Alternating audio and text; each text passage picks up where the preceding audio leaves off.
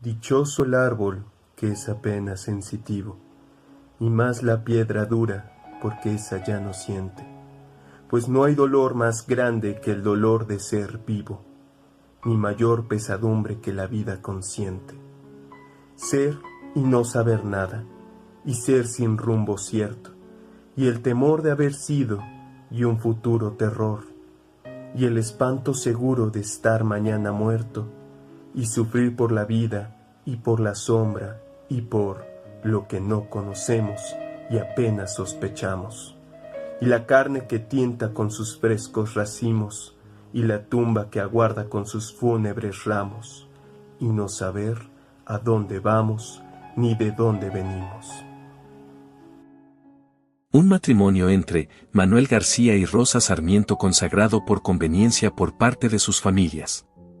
Que luego de 8 meses aproximadamente de esa unión forzada, vino la separación. Y un mes después nacía Rubén Darío un 18 de enero de 1867 en un pueblecito de Nueva Segovia, llamado hoy Metapa. Desde pequeño, la poesía corría por sus venas, aprendió a leer a su corta edad de 3 años. Fue criado como hijo por sus tíos abuelos, el coronel Félix Ramírez y de su esposa doña Bernarda Sarmiento. Para él, ellos eran sus padres. La imagen de su madre se había borrado por completo de su memoria. En sus libros de primeras letras se leía la conocida inscripción: si este libro se perdiese, como suele suceder, suplico al que me lo hallase, me lo sepa devolver. Y si no sabe mi nombre aquí se lo voy a poner, Félix Rubén García. Escribía numerosos versos para celebraciones regionales, y antes de sus 13 años, algunos fueron publicados en un periódico de la ciudad de Rivas llamado El Termómetro, que decían: murió tu padre, es verdad, lo lloras, tienes razón, pero ten resignación que existe una eternidad donde no hay penas. Y en un trozo de azucena moran los justos cantando. Desde entonces, comenzó a ser conocido como el poeta niño en toda Nicaragua, y poco a poco en el resto de los países de la región centroamericana. A los 14 años fue invitado a participar en la redacción de un periódico llamado La Verdad, que era de oposición al gobierno de la época. La adolescencia le llegó de golpe y con ella el amor, un tanto imposible pues se trataba de su prima lejana Isabel, a quien llamaba Inés. De ella habla en su cuento Palomas Blancas y Garzas Morenas. Le declaró su amor bajo la luz de la luna, que por obvias razones fue rechazado. Este fue el primer desamor del poeta, donde él lloró amargamente. Por este tiempo llegaron a León unos hombres políticos, senadores, diputados, que sabían de la fama del poeta niño. Lo conocieron e hicieron que recitara versos. Sugirieron que era preciso que fuera a la capital. La mamá Bernarda le echó la bendición y él partió hacia Managua. Managua, creada capital para evitar los celos entre León y Granada. Así, pues, las frecuentaciones de Rubén Darío a la capital eran con gente de intelecto, de saber, de experiencia, y por ellos consiguió que se le diese un empleo en la Biblioteca Nacional. Allí pasó largos meses leyendo todo lo posible. En 1882, a la edad de 15 años, viajó a El Salvador. Era la primera vez que abandonaba su país, y allí se presentó ante el gobernante, el doctor Rafael Saldívar. En 1883, de regreso en Nicaragua, reanudó sus amoríos con Rosario Emelina Murillo, a quien llamó Garza Morena. Fue de ella de quien recibió sus primeros besos. Tanto fue el amor que le tenía, que se había empeñado en casarse con ella, y no fue sino por sus amigos que decidieron enviarlo a El Salvador, para que se despojase de esa idea. A la vez consiguió en El Salvador un empleo en la Secretaría Presidencial. Escribió allí en periódicos semioficiales versos y cuentos y uno que otro artículo político. Este trabajo le daba lo suficiente para vivir con cierta comodidad. En 1886, a causa de su desilusión amorosa, Rubén decidió salir del país, pero no sabía a dónde dirigirse. Se encontraba en ese entonces en Managua el general y poeta salvadoreño Juan Cañas, y entre él y otros amigos le arreglaron a Rubén Darío un viaje a Chile, siendo la primera vez que éste visitaría tierras chilenas. Como esperanza llevaba consigo 2 cartas que le dio el general Cañas, una para un joven que había sido íntimo amigo del general y que residía en Valparaíso, Eduardo Poirier, y otra para un alto personaje de Santiago.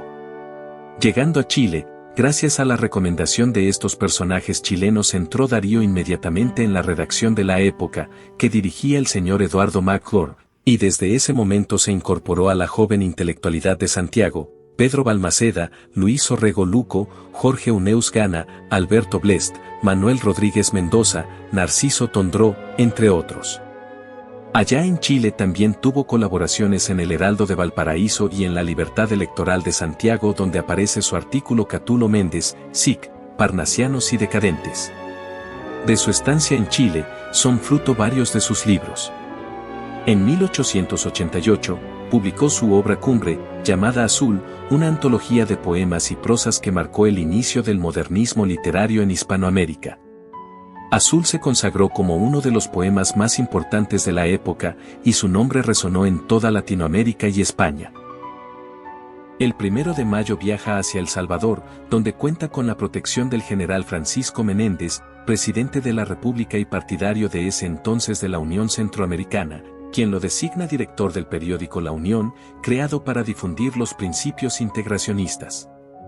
El 21 de junio de 1890, Rubén Darío contrajo matrimonio en El Salvador con la escritora costarricense Rafaela Contreras Cañas, quien usaba el seudónimo Estella para escribir. Se habían conocido durante la infancia, en León, en casa de la tía Rita de Rubén. Por motivos políticos parten de El Salvador hacia Guatemala, ciudad que dio lugar a la boda eclesiástica, y luego viajaron a Costa Rica a reunirse con familiares de su esposa, y ahí nació su primogénito, Rubén Darío Contreras.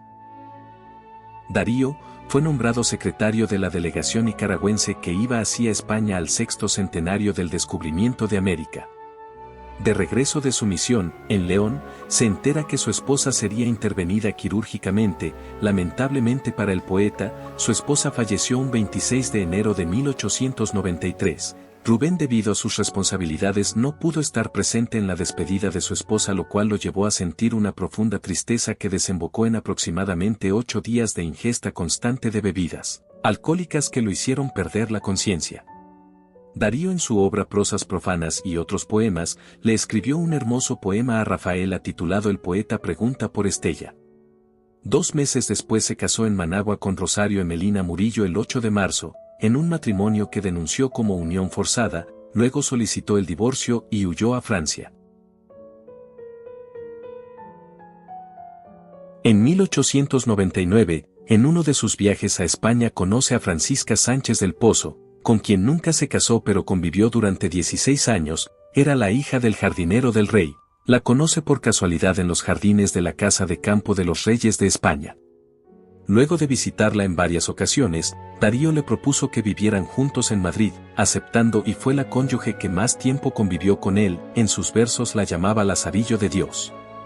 Rubén, junto a su amigo Amado Nervo, le enseñaron a leer y fue la pareja más estable. Darío no pudo concretar su matrimonio con Francisca, debido a que Rosario nunca le dio el divorcio. Fueron tantos los intentos de Darío para casarse con Francisca que hubo una iniciativa de crear una ley llamada Ley Darío, que le proporcionaría la oportunidad de divorciarse. Sin embargo, no fue aprobada. Con ella procreó 3 hijos, de los cuales solo sobrevivió uno llamado Rubén Darío Sánchez, a quien cariñosamente le decía Guicho. Los siguientes años de su vida fueron un torbellino de viajes, experiencias y creación literaria. Entre sus obras más destacadas, 1896 publica su libro Prosas profanas y otros poemas. 1905 publicó su libro Cantos de vida y esperanza.